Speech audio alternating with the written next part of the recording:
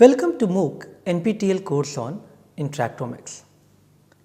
In our previous lecture, we had discussed about recombinational cloning. In today's lecture, we will discuss how recombinational cloning is of use to the protein microarray field. Once you have done the recombinational cloning and obtained several master clones, the repository of expression ready clones in a flexible cloning system, it will enable the easy subcloning between various expression constructs, a pipeline for quickly verifying DNA constructs and arraying them for the microarray applications can be generated thereafter. But all this requires large number of genes of interest, the cDNA clones, in the right expression vectors. By doing the recombinational cloning, one can actually have the flexibility to perform various type of applications, including microarray applications. The method by which one can do this is by using cell-free expression systems. Master clones are important and are required regardless of whether you want to make the protein by cell based or cell free method. Since microarray require printing of proteins in a high throughput manner, it is very difficult to purify thousands and thousands of proteins, and especially when you want to preserve their activity and want to perform functional assays to test using these assays. To circumvent these problems, people have started using cell-free protein synthesis method.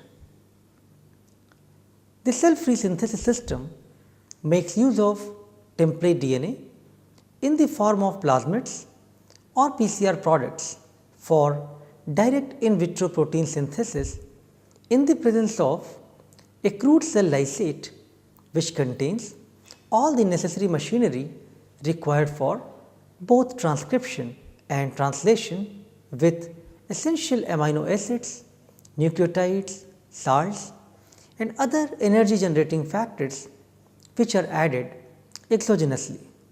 The cell-free synthesis system eliminates the need for protein expression and purification in cell-based system.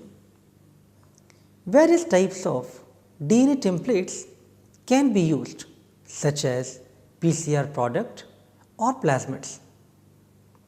The cell-free synthesis lysate contains machinery for transcription and translation. The commonly used cell-free expression systems are E. coli, wheat germ extract and rabbit reticulocyte lysate. Others include those obtained from Xenopus oocyte, hybridomas, insect and mammalian cells. One can use any of these cell-free protein system, but it depends on the application requirements. Let us do a comparison of these three widely used cell-free protein synthesis system: E. coli extract, rabbit reticulocyte lysate and wheat germ extracts. Post-translation modification is not possible by using E. coli extracts, whereas rabbit reticulocyte lysate and wheat germ extracts that are eukaryotic systems can provide the post-translational modifications. The synthesized proteins majorly are incomplete polypeptides in case of E. coli extracts, whereas in rabbit reticulocyte lysate and wheat germ extract it is full length protein. The template source in E. coli is mainly from bacteria. In RRL, it is mainly from animals, especially rabbits, and in WGE or wheat germ extract, it is mainly from the plants. Since we are talking about proteomics applications for the eukaryotic systems, let us talk about eukaryotic cell-free expression systems, wheat germ extract or rabbit reticulocyte lysate, their advantages and disadvantages. Advantages of the system include higher stability. So, the longer lifetime of the cell-free systems, better compatibility with eukaryotic mRNAs and synthesis of eukaryotic proteins. However, there are certain disadvantages such as lower translation rate, lack of sufficient knowledge to construct effective genetic vectors, and the complexity of genetic constructs for the effective protein expression. So, we will discuss the commonly used cell-free expression system in the following animation. The open nature of cell-free expression system provides various benefits such as an adjustable environment to allow the proper protein folding, disulfide bond formation, and addition of labeling agents during the translational process, which enables easy detection of synthesized protein.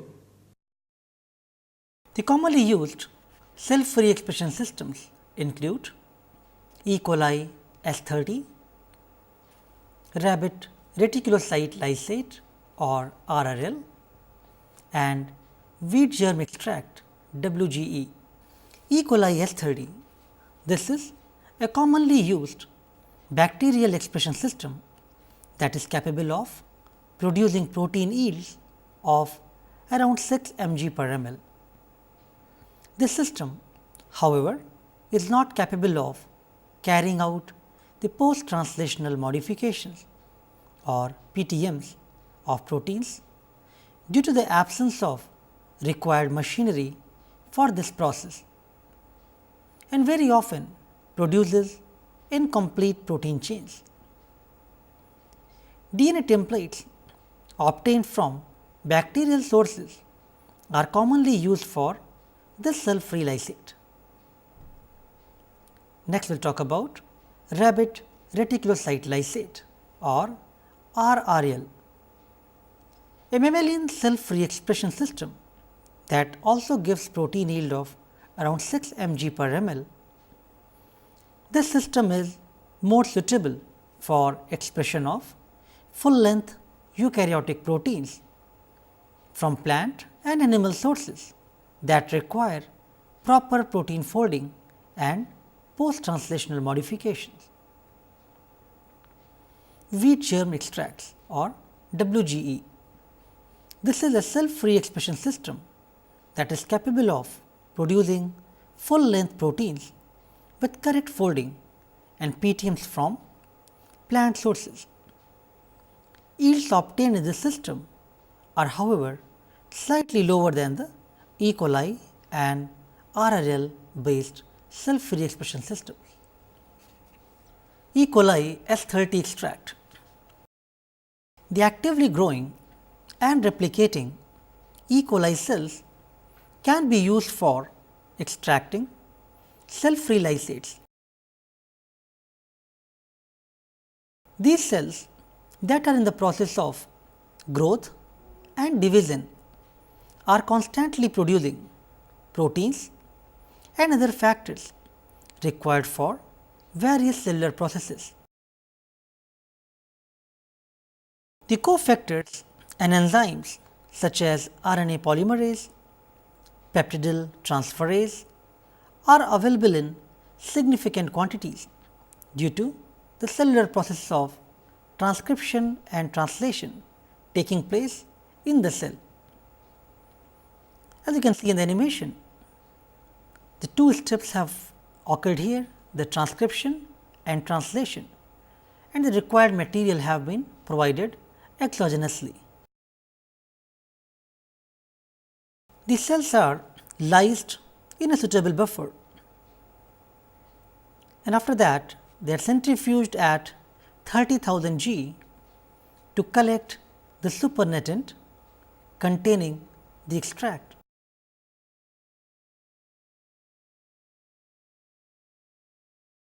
Now, this lysate which is present in the supernatant after the centrifugation step, that contains the cell-free extract.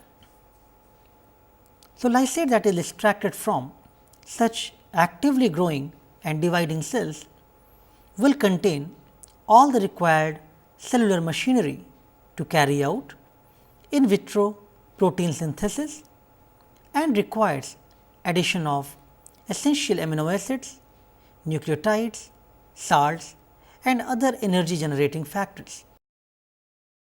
Let us now talk about wheat germ extract or WGE. This is one of the most commonly used eukaryotic cell free expression system, which is obtained from the embryo of wheat seed.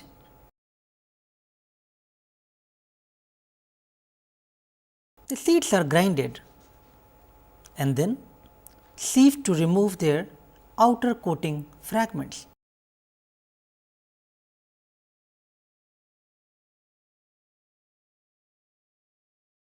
Once the grinding is finished, the embryos and other small particles are floated in organic solvents such as cyclohexane.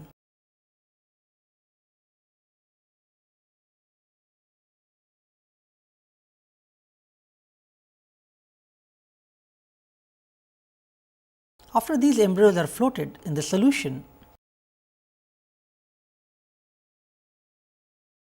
the floating embryos are quickly removed and dried to avoid any damage from the organic solvent. The dried embryos are carefully sorted such that only good embryos without any endosperm coating are selected.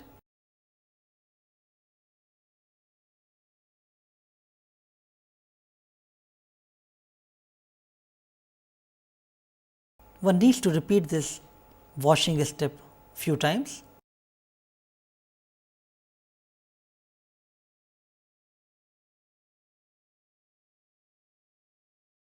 Because the endosperm contains certain inhibitors of protein synthesis which must be removed. The selected embryos are washed thoroughly with cold water, after which they are mixed with extraction buffer and again grinded.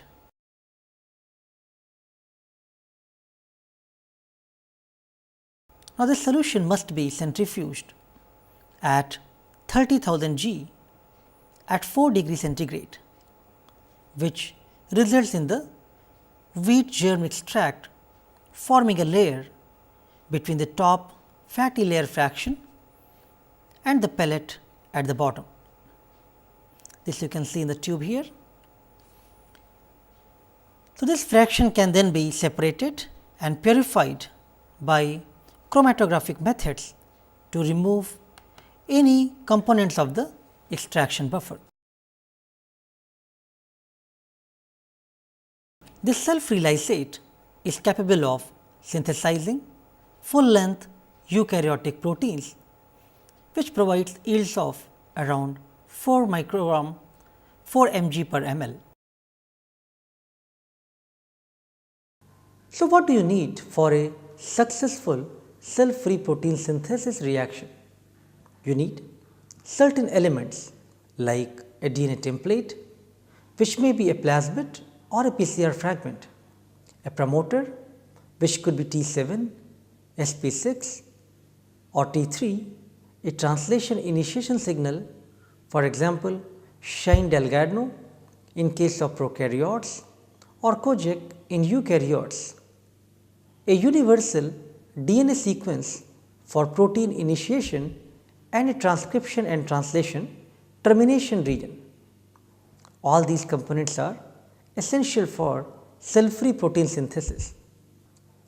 The cell-free expression system allows rapid conversion of genetic information directly to the functional protein. It facilitates synthesis of several proteins in a single reaction. So, let me show you an animation for in vitro protein synthesis, which will explain you these concepts very easily. First, the DNA template is thawed and then placed on ice during the preparatory process. For in vitro protein synthesis to take place, The DNA template must contain the gene coding for the protein of interest. In addition to this, there must be a promoter sequence which can initiate the transcription process, a translation initiation sequence for binding of ribosome, as well as a suitable termination sequence to correctly synthesize only the proteins of interest. The thawed cell-free lysate containing the essential cellular machinery for protein synthesis is added to the DNA template, followed by other exogenous factors that are required for the process, such as essential amino acids, nucleotides, ATP, etc. All these are done while storing the template on ice to ensure that there is no loss of activity. The tube containing all the required components is then incubated at 30 degrees centigrade. The enzymes for transcription bind to the promoter sequences, and in the presence of other factors such as ATP and nucleotides, they carry out synthesis of mRNA transcript. This mRNA is then translated into the corresponding proteins due to the help of ribosomes, tRNA, enzymes and other factors which are required for the process. The cell-free expression systems are required for certain types of microarrays, but why should it be used? Because it has the ability to utilize wide variety of DNA templates. One can make use of all the master clones obtained from the recombinational cloning. Cell-free expression system is a simple, quick and cost effective process. It provides a high throughput production in a very short time and in a single reaction. So, all of these requirements are very useful for high throughput protein production and for the microarray generation. In summary, today we have tried to understand how recombinational cloning techniques can be applied to protein microarrays using cell-free expression systems by easily producing proteins. We discussed about wheat germ extracts, rabbit reticulocyte lysate and E. coli based systems. There are currently only a handful of commercial alternatives to cell-free expression system. Products from Promega, Thermo Fisher and NAB are few among these which are commercially available in the market. The concepts learned today will be very important when we discuss further about protein microarrays and especially the cell-free based protein microarrays and its type in the following lectures.